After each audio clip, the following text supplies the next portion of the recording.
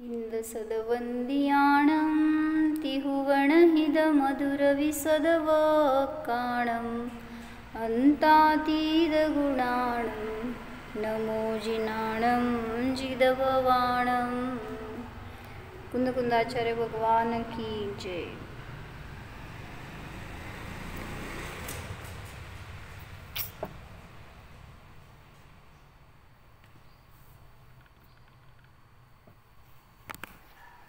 पंचास्तिकाय संग्रहामध्ये गाथा नंबर 10 बघतोय।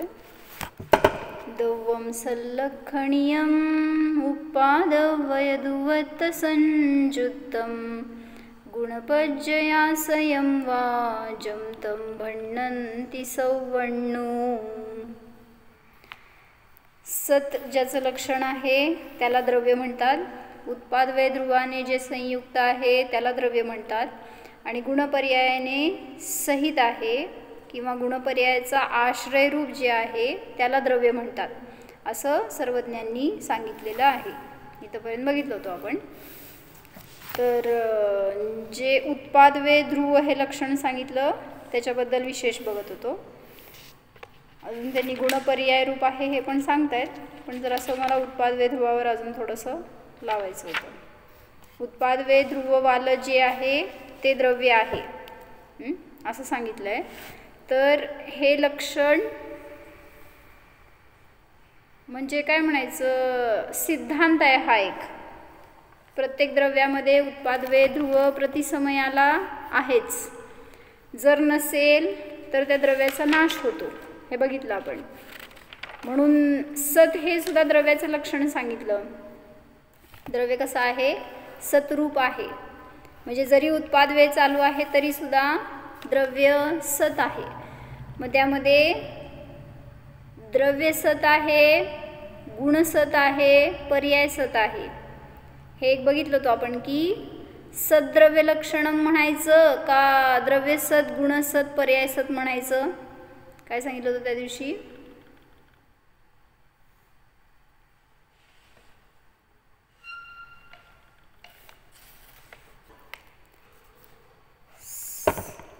काय विचारले मी? द्रव्य सत गुण सत पर्याय सत असं का नाही म्हणायचं? सद्द्रव्य लक्षणम असं का म्हणायचं? एक गुण घेतला जातो फक्त त्यातून। नाही नाही, म्हणजे द्रव्य सत म्हणताना सत हा गुण फक्त घेतला जातो। नाही नाही नाही नाही, तसं नाही। काय सांगितलं होतं? आणि सत जेव्हा द्रव्य सत गुण सत पर्याय सत म्हणाल तर तिथं तुम्ही वैशेषिक मतामध्ये प्रवेश करणार, कारण त्यांनी काय मानलंय, द्रव्य भिन्न गुण भिन्न पर्याय भिन्न त्याचे प्रदेश भिन्न भिन्न असतात असं मानलंय। त्यामुळं सद्द्रव्य लक्षणं म्हणत असताना एकच द्रव्य घेतलं आणि त्याच्यामध्ये त्याला सत म्हणून सांगताना त्याचे सगळे हे अंश सांगितले, गुणपर्याय वगैरे। त्यामुळे एकच सत आहे हे सिद्ध होतं त्याच्यात। पण जेव्हा द्रव्य सत गुण सत पर्याय सत म्हणतात त्यावेळेस तिथं भिन्न भिन्न सत्ता सिद्ध होते, म्हणजे प्रदेशभेद असं मानावं लागतं। म्हणून तिथं सूत्र करताना सूत्रकारांनी सद्द्रव्य लक्षणम असं सूत्र केलं, न की द्रव्य सत गुण सत। म्हणून उत्पादवे द्रव्ययुक्तम सत असं सांगताना कुठल्या मतांचं खंडन होतं याच्यामध्ये हे मला सांगायचं होतं। मतार्थ लावतो ना आपण रुपाली, मतार्थमध्ये काय काय येत असतं? कुठल्या मतवादीचं खंडन होतं तुमच्या या तत्वाच्या द्वारे, असं थोडंसं मी लावलंय। कुठलं लावा सांगा? उत्पादवे ध्रुवयुक्तम सत। बौद्ध का? कारण ते क्षणिक मानतात ना, द्रव्याला क्षणिक मानतात। मग आम्ही पण उत्पादवेमध्ये क्षणिकताच दाखवायला लागलोय। आपण त्याच्यामध्ये परिणामाने असं दाखवतो, ते द्रव्य नष्ट होऊन दुसरं द्रव्य उत्पन्न होतात असं मानतात। हा, म्हणजे त्यांनी काय केलंय, सर्वथा क्षणिक असतं द्रव्य हे सांगतायत ना। त्यामुळे तिथं बौद्धांचं खंडन झालं की आमचं द्रव्य उत्पादवे करतंय तरी सुद्धा ते सत आहे, म्हणजे सर्वथा उत्पाद नाही आहे, सर्वथा वे नाही आहे, तर एक द्रव्य सतरूप राहतं आणि मग त्याच्यामध्ये उत्पादवे असतं। ह्याची सिद्धी करत असताना बौद्ध मताचं खंडन होतं। म्हणून उत्पाद वे ध्रुव हे जिनमतामध्ये जे सांगितलं तेच योग्य आहे। अन्यमतींनी जरी म्हणलं उत्पादव्यय होतो तरी सुद्धा ते निरपेक्ष उत्पादव्यय आहेत. जेव्हा आपण सांगतोय अनेकांतात्मक वस्तू स्वरूपामध्ये त्यावेळेस तिथं सापेक्षता आहे.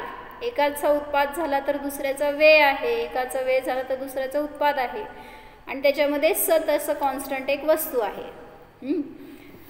तर ह्याचं जीवनात उपयोग काय आपल्याला जेव्हा उत्पादव्यय ध्रुव समजलं त्याच्यामध्ये तुम्हाला अनुभूतीसाठी किंवा सम्यक दर्शनासाठी ह्याचा काय उपयोग?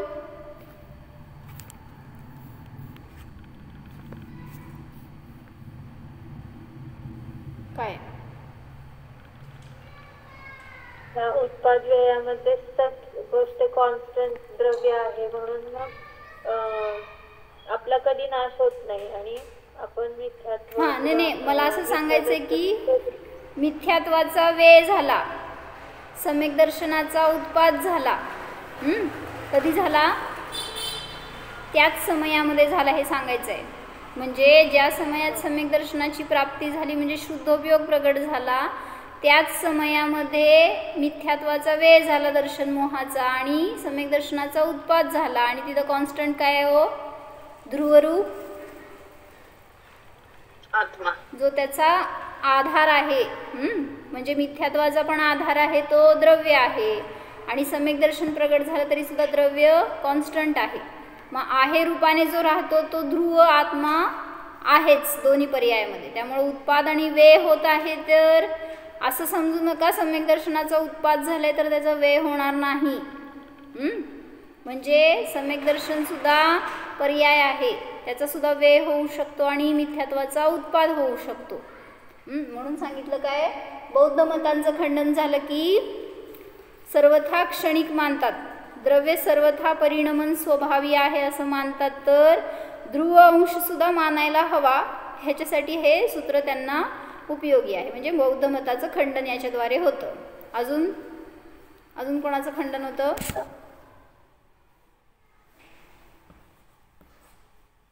जेवढे माहिती आहेत ना तेवढे सगळे मत ह्याच्यात लावू शकता तुम्ही. जे नित्य मानतात सांख्य का? बरोबर. का सांख्यांचं खंडन का होतंय? कारण ते नित्य मानतात वस्तूला. मानलं तर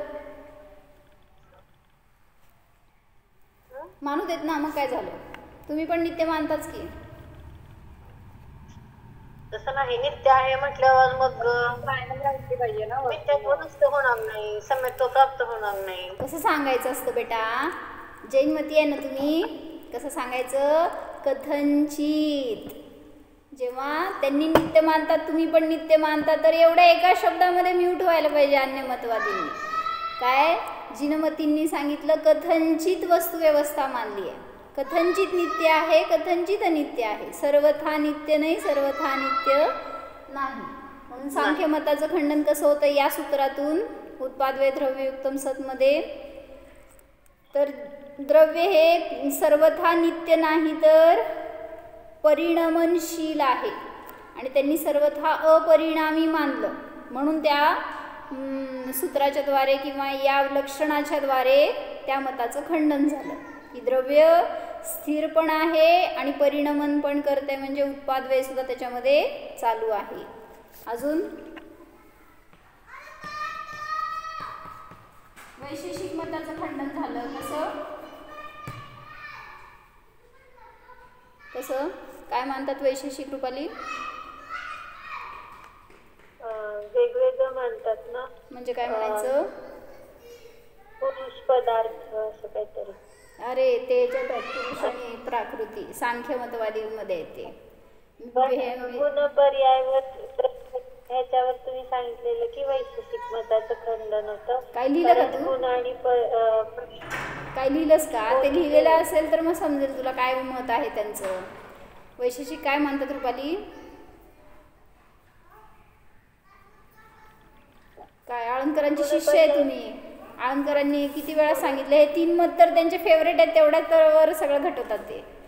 म्हणजे माझं त्यांच्यामुळं फिक्स आहे बरं का हे काय सांगितलेलं आहे ते. सगळ्या मतांमध्ये सगळ्या सिद्धांतांमध्ये यांचं खंडन कसं होतं ते दाखवतात.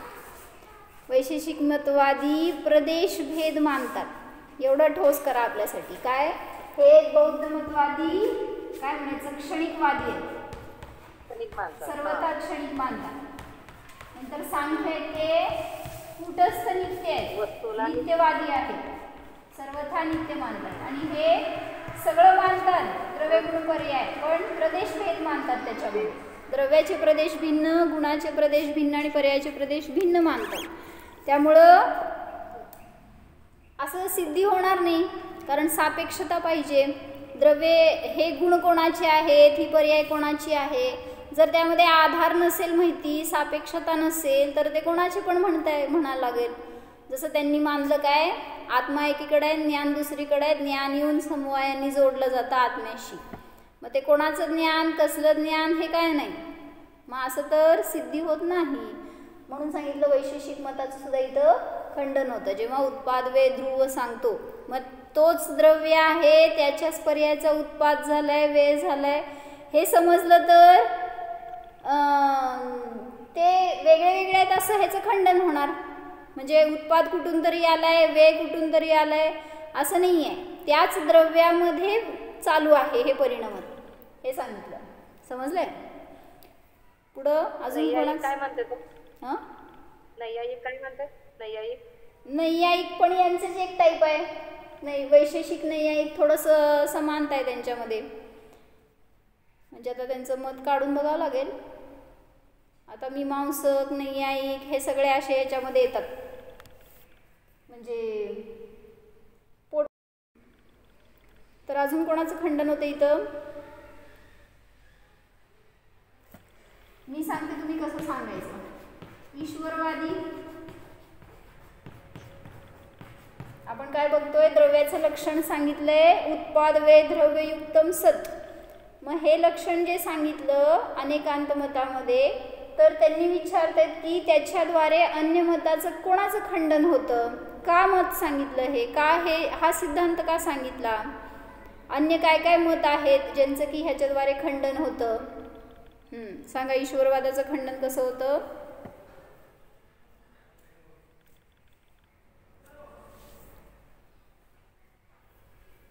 ईश्वरवादी काय मानतात ते सांगा पहिला.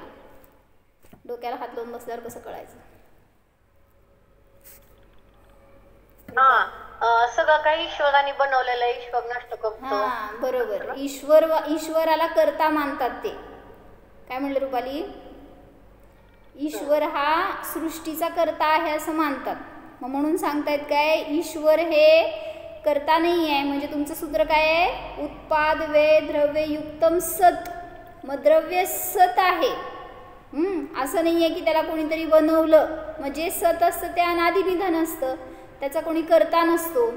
म्हणून ईश्वरवादीचं खंडन कसं केलं, प्रत्येक द्रव्य गुणपर्याय हे स्वयमेव सत आहेत, अहेतुक आहेत. म्हणजे काय, त्याचं कोणी कारण नाही आहे मागं, अकारण आहेत, ते अहेतुक आहेत. कोणीही पराचा करता नाही किंवा परद्रव्य त्याचा करता नाही. त्यामुळे ईश्वराने सृष्टीची रचना केली, द्रव्याची रचना केली असं म्हणणं खंडित होतं. म्हणून सूत्र सांगितलं गेलंय सत. द्रव्य कसं आहे, सत आहे. मग उत्पाद वे द्रव्ययुक्त आहे म्हणा किंवा सत हे द्रव्याचं लक्षण आहे म्हणा, दोन्हीच्या द्वारे सुद्धा ईश्वरवादींचं खंडन होतं. आपण नाही आहे का हो त्या मतामध्ये? ईश्वरवादी असे कोणीतरी तिसरे नाही आहेत. हे बौद्ध, सांख्य, वैशेषिक कोणीतरी तिसरे नाहीत. आपल्यामध्ये जे काय मान्यता असते त्याचं खंडन आहे ह्याच्याद्वारे. तुमच्याकडं काय हो मान्यता अशी? तुम्ही पण काय मानता? असेल नशिबात तर मिळेल, म्हणजे काय हो, किंवा देव ह्याचं चांगलं करो, कर्म पे. हां,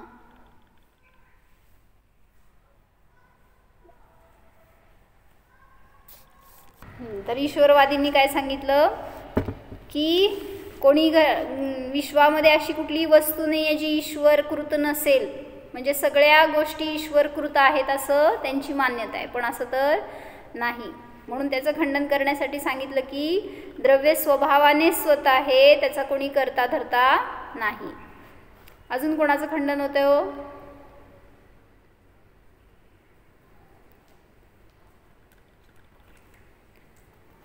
द्रव्य कधीही परिणामाने रहित नसतं.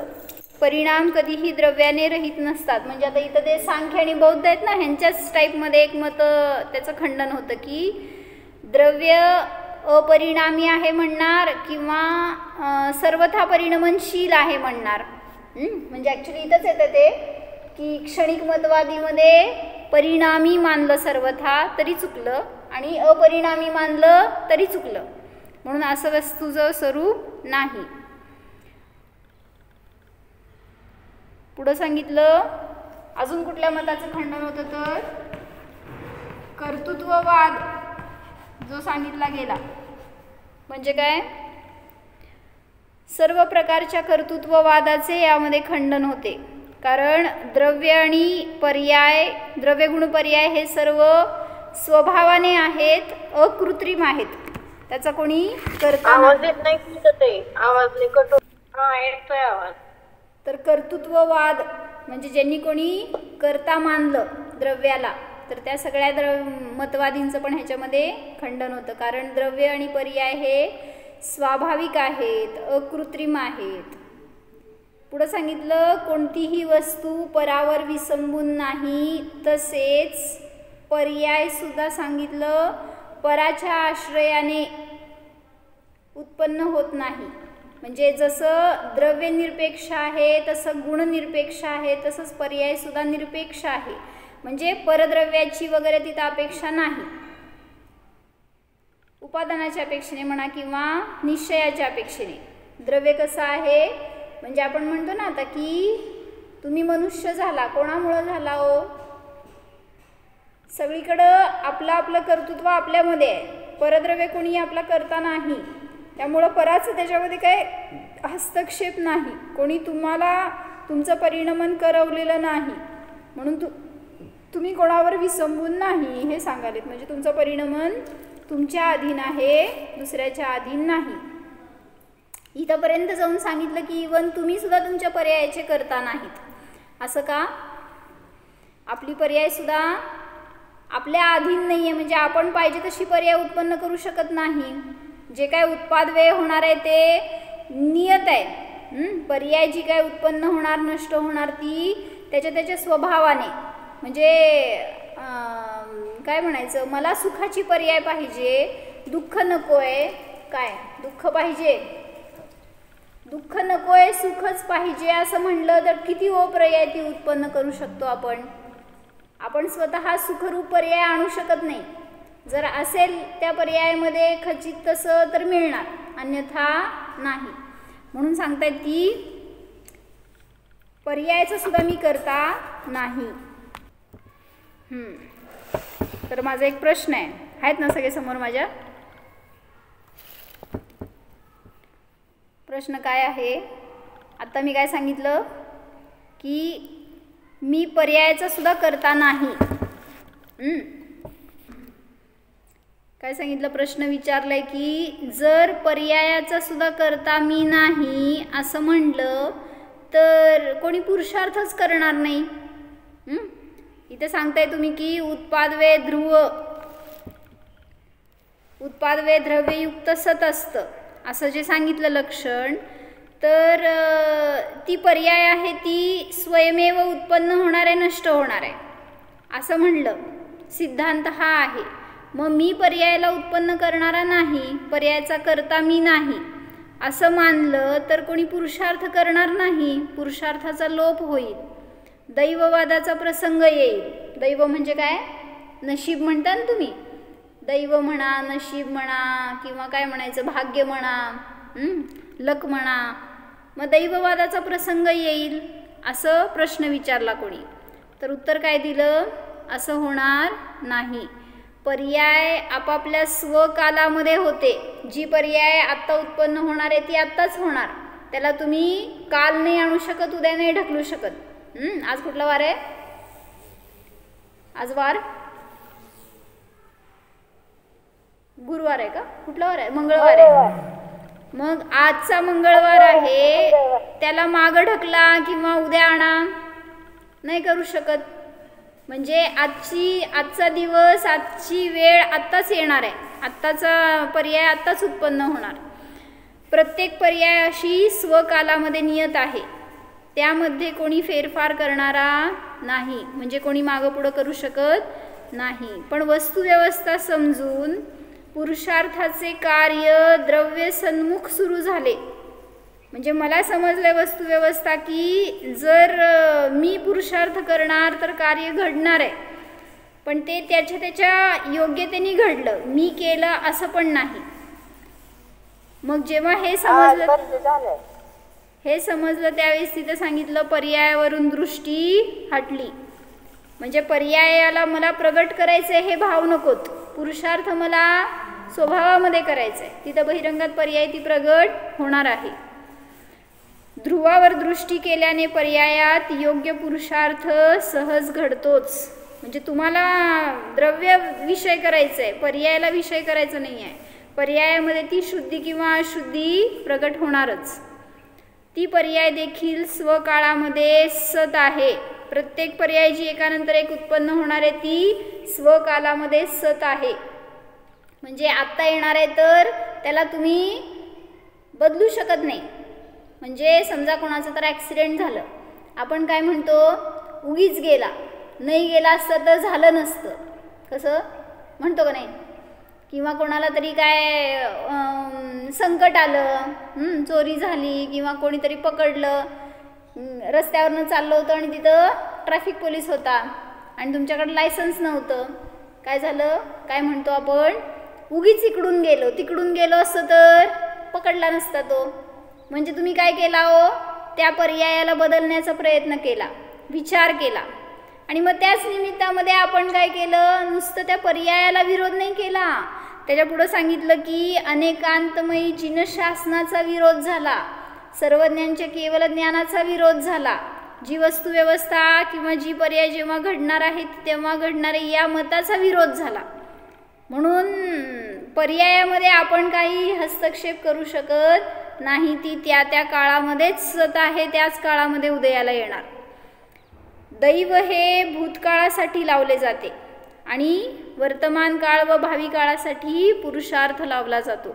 म्हणजे पुरुषार्थ केला तरी ती पर्याय ज्या काळामध्ये उत्पन्न होणार आहे तेव्हाच होणार, त्यामध्ये आपण फेरबदल करू शकत नाही. पण तरीसुद्धा पुरुषार्थ वर्तमानात करावाच लागणार. नाही केलं तर धन हातामध्ये कसं मिळतं, पुरुषार्थाने मिळालं का दैवाने मिळालं, धन कसं मिळालं, काय करायचं, मी खूप कष्ट केले म्हणून धन मिळालं का मला, का मी निवांत बसलो म्हणून धन गेलं का माझं. म्हणजे म्हणायचंय तुम्ही पुरुषार्थ केला म्हणून पण मिळालं नाही किंवा तुम्ही सोडून दिला तर मिळणार असं पण नाही. मग जर त्याची योग्यता असेल तर मिळणार आहे, पण तिथे तुमचं पुरुषार्थ निमित्त असणार आहे त्या कार्यामध्ये, म्हणून त्याचा लाभ होणार, अन्यथा नाही. अन्यथा जर असं नाही समजलं की मी पुरुषार्थ केलो म्हणून मला धन मिळतंय किंवा नाही केलो म्हणून नाही मिळत, ह्याच्या मागचं तथ्य नाही समजलं तर कोणी जीव पुरुषार्थ करून वर्तमानात पुरुषार्थ करायची तयारी नाही दाखवणार किंवा करणार नाही. म्हणून सांगतायत की पुरुषार्थ तर करावा लागणार. मग मी पुरुषार्थ केल्यावर मला आत्ता वर्तमानात मोक्ष मिळू दे, मिळणार का. पुरुषार्थाने जर कार्य होतं तर जी पर्याय माझी कालांतराने प्रगट होणार आहे अनंत काळानंतर ती आत्ताच प्रगट होऊ दे, होणार का. म्हणजे मोक्षाला जाणार आहे ना तुम्ही, कधी जाणार, कधीतरी जाणार आहे, मग आत्ताच जाऊ दे मी, मग मी पुरुषार्थ केलाय तर असं पण होणार नाही. म्हणजे प्रत्येक पर्याय त्या द्रव्यामध्ये खचित आहे म्हणून सांगितलं, त्याचा काळ आल्याशिवाय ती उत्पन्न होणार नाही आणि पूर्व पर्याय वेळ झाल्याशिवाय सुद्धा त्याचा उत्पाद होणार नाही. म्हणून सांगितलं पर्याय सुद्धा स्वाधीन आहे, स्वतंत्र आहे, त्याचं परिणमन त्याच्या अधीन आहे, आपण त्याला काय करू शकणार नाही. तर हे उत्पाद वे ध्रुव समजून काय फायदा, तर थोडेसे चिंतन करून आपण त्याच्यावर काढायला पाहिजे की आपल्या जीवनामध्ये आपण त्याचा काय उपयोग करून घेऊ शकतो. उत्पाद वे ध्रुव समजून काय फायदा. तर मी थोडं चिंतन केलं त्याच्यावरचं की माझं परिणमन माझ्या अधीन आहे, बरोबर. म्हणजे मला कोणी परद्रव्य परिणमवणारा नाही, माझं जे काही चांगलं होणार आहे ते पण माझ्यामुळंच होणार आहे किंवा वाईट होणार ते पण माझ्याच निमित्तात होणार आहे. त्यामुळं माझ्या पर्याय ह्या माझ्याच आहेत, कोणी दिलेल्या नाही आहेत मला. जसं आपण म्हणतो सासूनी सुनेवर जाच केला किंवा त्या सुनेला त्रास दिला, मग त्या सुनेला काय म्हणायचं, समजा रोग झाला, काहीतरी त्रास व्हायला लागला शरीरामध्ये, पडली, समजा तिचं हाड मोडलं, कोणामुळं मोडलं, काय सासूमुळं नाही का, सासूनी जाच केला की. तर तुमचं परिणमन सासूच्या अधीन नाही आहे, सासू तिची परिणामांनी तिची करता ती आहे, तुमचं परिणमन तुमच्या अधीन आहे. म्हणून सांगितलं की परद्रव्याशी मला प्रयोजन नाही, माझं उत्पादव्यय माझ्यामध्ये चालू राहणार आहे, त्याचं करता त्याचा स्वामी मी आहे. परद्रव्याशी कोणतेही प्रयोजन राहिले नाही. मला सुख पाहिजे तर ते माझ्यातूनच, माझ्याच आश्रयाने उत्पन्न होणार आहे, हे मला समजले. दुसरं सांगितलं, परामुळे मला लाभ किंवा हानी नाही. मला जे काय लाभ होणार आहे किंवा हानी होणार आहे ती कोणामुळं होते, परद्रव्यामुळे नाही. परद्रव्याशी माझं प्रयोजन नाही, परामुळे माझी लाभ व हानी होते. पर कोणी माझे इष्ट किंवा अनिष्ट रूप आहेत ही सगळी मान्यता संपते जेव्हा आपल्याला हे समजलं की उत्पादव्यय ध्रुव हा द्रव्याचा स्वभाव आहे. सुखाच्या उत्पादासाठी पराकडे पाहण्याची गरज नाही.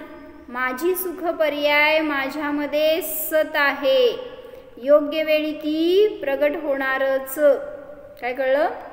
सुख पर्याय माझी या वस्तूमध्ये नाही आहे, परद्रव्यामध्ये नाही आहे, ती माझ्यामध्येच आहे. त्यामुळं मी जेव्हा स्वतःला विषय करणार त्यावेळेस ती पर्याय सहज प्रगट होणारच.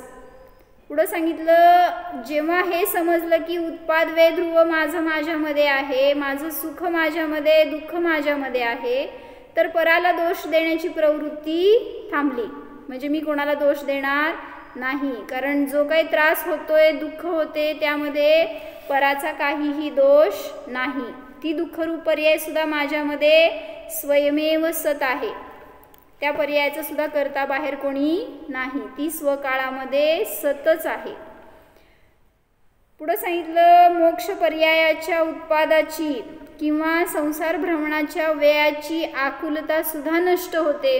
जेव्हा समजलं उत्पाद व्यय द्रव्य हे वस्तूमध्ये निरंतर चालू आहे, जी पर्याय ज्या समयाला उत्पन्न होणार आहे त्याच समयाला होणार, मग मला मोक्ष कधी होणार, कधी होणार, आकुलता केल्याने होणार का हो?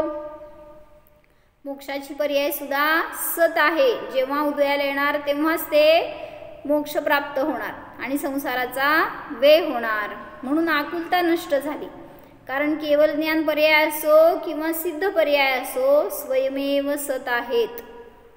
पुढं सांगितलं, माझे परिणाम माझ्यामध्ये माझ्यापासूनच उत्पन्न होतात, त्यामुळे ध्रुवाला लक्ष केले, परिणामी द्रव्याच्या सन्मुख झालो तर पर्यायाची अस्थिरता बाधा करणार नाही. म्हणजे पर्याय अस्थिर असली तरी सुद्धा द्रव्य अस्थिर नाही आहे, स्थिर आहे द्रव्य. म्हणून मला फक्त विषय बनवायचा आहे माझ्या ध्रुवाला, द्रव्याला. पर्यायाकडे लक्ष दिलं तर अस्थिर होणार, चंचल होणार. ध्रुव सन्मुख होताच सम्यक पर्यायाचा उत्पाद होतोच. ज्याप्रमाणे परवस्तू ज्ञेय आहे त्याप्रमाणे माझ्यामधील रागाचा उत्पाद, शांतीचा व्यय, अशांतीचा उत्पाद हे देखील स्वज्ञेयच आहेत. म्हणून काय सांगितलं, अध्यवसान भाव हे ज्ञेय आहेत. म्हणजे रागद्वेष, हे मला कोणीतरी दिसलं की रागद्वेष करतंय माझ्यावर, तर तुम्ही काय करता हो? त्यांनी अरे म्हटलं की आपण काय म्हणायचं? तुम्ही मला अरे म्हटलं तर मी काय म्हणायचं? का रे? असं म्हटल्यावर तिथं ते भांडण वाढणार का संपणार? म्हणून सांगतायत की रागद्वेष ज्ञेय आहेत, फक्त जाणा त्याला तटस्थ रूपाने. त्यांनी राग केला म्हणून मी राग करायला पाहिजे का? त्यांनी एक शिवी दिली म्हणून मी शिवी द्यायला पाहिजे का? बस तिथं त्याला ज्ञेय रूप पहा. म्हणजे त्याच्यामध्ये असा उत्पाद होणार होता, माझ्यामध्ये हा उत्पाद होणार होता, एवढं समजलं त्यातून आपल्याला. रागाचा उत्पाद, शांतीचा व्यय हे सर्व ज्ञेय आहे. त्यांना ज्ञेय पाहिले तर ज्ञान विचलित होणार नाही, ज्ञानाची चंचलता नष्ट होणार. पुढं सांगितलं एखादी अनपेक्षित पर्याय उत्पन्न झाली तरी त्यामध्ये आश्चर्य वाटणार नाही. का?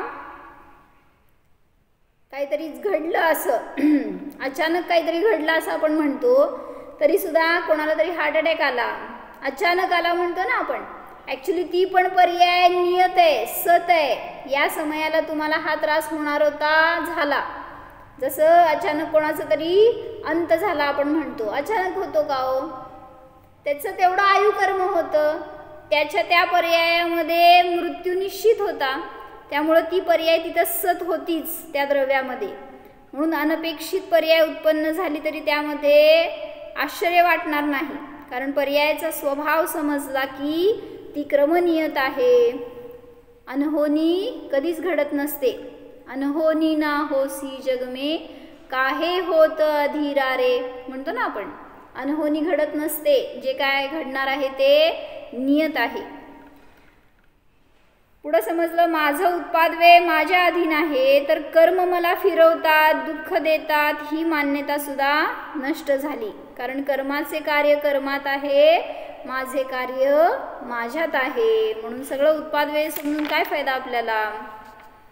उत्पादवे तर शाश्वत चालूच आहे प्रत्येक द्रव्यामध्ये. मग हे जर चालू आहे तर धर्मदृष्टीने काय फायदा? म्हणजे काय म्हणायचं? उत्पादवे आधी तर शाश्वत चालू आहेत, प्रत्येक द्रव्यामध्ये उत्पादवे चालू आहे. हे उत्पन्न झालंय, ही वही आहे ती आता नष्ट होणार, हे टेबल आहे ते नष्ट होणार, दुसरं काहीतरी फॉर्म होणार, आपलं शरीर नष्ट होणार, वेगळं पर्याय उत्पन्न होणार. हे तर प्रत्येक द्रव्यात चालू आहे, पण ते समजून मला काय फायदा? तर त्यात सांगतायत की उत्पाद होणे, व्यय होणे, ध्रुव राहणे हा वस्तूचा स्वभाव आहे. त्यामुळे जेव्हा त्याला लक्ष करतो त्यावेळेस हर्ष किंवा शोक करण्याची आवश्यकता नाही. म्हणजे कुठल्याही वस्तूचं जे काय परिणमन चालू आहे ते त्याचप्रमाणे होणार हे समजलं, मग त्याच्यामध्ये आपल्याला हर्ष विषाद होणार नाही. उत्पाद व्यय तर होत राहणार, पण त्यामध्ये ध्रुवाचे अवलंबन घेतले तरच निर्मल पर्यायाचा उत्पाद होणार. हा फायदा आहे. मला जे काय माझं उत्पाद व्यय चालू आहे त्याच्यामध्ये ते ज्ञेय आहे, मी ज्ञायक आहे, इकडं दृष्टी गेली तर सम्यक दर्शनाचा उत्पाद होणार. शिवाय वस्तुव्यवस्था समजल्याने भ्रमबुद्धी नष्ट होते. जसे सोने नसेल तरी चालेल, पण नकली सोन्याला सोने मानले तर भ्रम राहील. म्हणजे माझ्याजवळ सोन्याचा दागिना आहे असं कोणी म्हणेल, जर ते सोनं नसेल, खोटं असेल तर किती आनंद मिळणार आहे त्यातून? एकतर खऱ्या सोन्यातून पण आनंद नाही आहे, पण खोट्या सोन्याला सोनं म्हणणं म्हणजे आपल्यासाठी आपण भ्रम उत्पन्न करणं. त्यात अनुरक्त होईल तर त्याला धोका पत्करावा लागेल आणि धक्कासुद्धा पत्करावा लागेल. म्हणजे कोणी तुम्हाला सोनं दिलं, सोनं घ्यायला गेला समजा बाजारात, आणि त्यांनी सोनं दिलं ते तुम्हाला माहीत नाही की ते नकली आहे, तर काय करणार? नकली सोनं तुम्हाला दिलं तर चालणार का?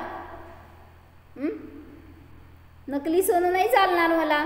आणि जर ते मला माहीत नाही आहे की ते नकली आहे म्हणून, ज्या समयाला समजेल त्या समयाला धोका आणि धक्का दोन्ही बसणार.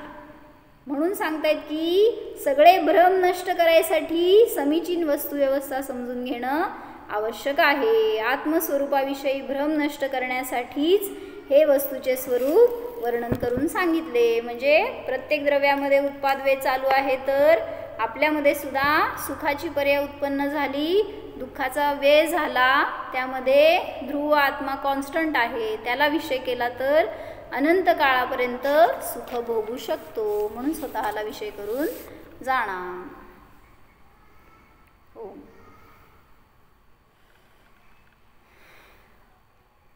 जाणा हा मी ध्रुव स्वरूप आहे, माझ्यामध्ये सुखदुःख आदी पर्याय नाहीतच. या पर्यायांचा हा मी ज्ञाता मात्र आहे, स्वयमेव सत आहे, निरपेक्ष आहे, स्वाधीन आहे. मी आहेच. ओम